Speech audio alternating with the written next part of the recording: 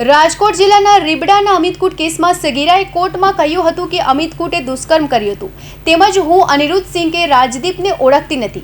પૂર્વ ધારાસભ્ય જયરાજસિંહ અને તેના માણસોએ મને 6 લોકોના નામ આપી દેવા કહ્યું હતું।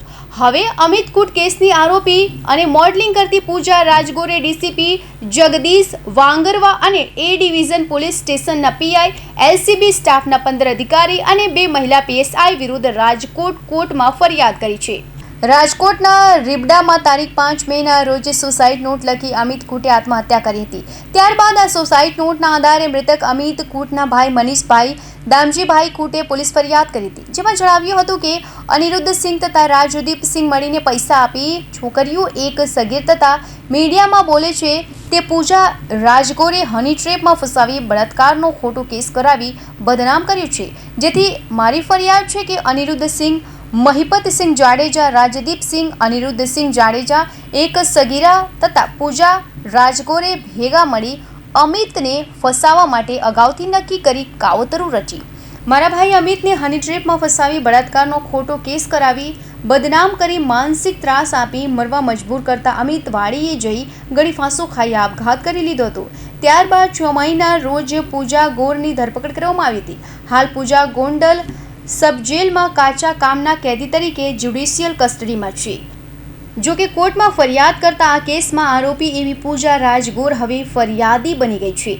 અમિતકૂટ કેસની આરોપી અને મોડલિંગ કરતી પૂજા રાજગોરે DCP Jagdish Vangarva A division police સ્ટેશનના પીઆઈ એલસીબી સ્ટાફના 15 અધિકારી અને 2 મહિલા પીએસઆઈ વિરુદ્ધ રાજકોટ કોર્ટમાં ફરિયાદ કરતા કહ્યું છે કે આ ફરિયાદ ઉચ્ચ હોદ્દા ધરાવતા પોલીસ અધિકારીઓ વિરુદ્ધની હોવાથી જો પોલીસ દ્વારા તપાસ કરવામાં આવે તો નિષ્પક્ષ તપાસ થઈ શકે એમ ન હોવાથી હાલની ફરિયાદની તપાસ સ્ટેટ મોનિટરિંગ સેલને સોંપવામાં આવી।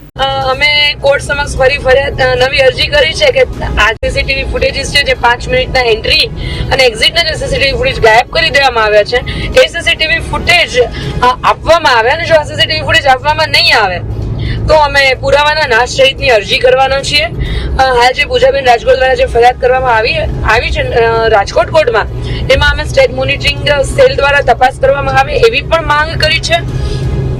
અને ખાસ કરીને જ્યારે આજે આખી ફરિયાદની અંદર જે ડીસીપી અને જે પીઆઈ છે એ ડિવિઝન પોલીસ સ્ટેશનના એમને બંનેને નોટિસ કરી અને આ તમામ બાબતે ખુલાસો આપવા માટે પણ કોર્ટ દ્વારા એમને ઓર્ડર કરી દેવામાં આવ્યો છે।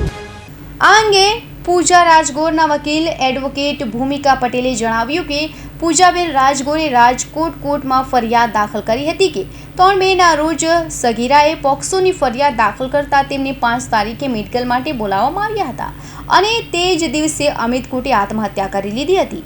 ગોંડલ તાલુકા પોલીસ સ્ટેશનમાં ગુનો નોંધાયો હતો છતાં તેમને એ ડિવિઝન પોલીસ સ્ટેશન દ્વારા ગેરકાયદેસર કસ્ટડીમાં લેવામાં આવ્યા અને સીપી ઓફિસ તથા એ ડિવિઝન પોલીસ સ્ટેશનમાં અને ત્યાંથી સુરભી હોસ્પિટલમાં રાખવામાં આવ્યા। હોસ્પિટલમાં આખી રાત ગોધી રાખવામાં આવ્યા। કૌશિક પટેલનો report, Hind TV news, Surat.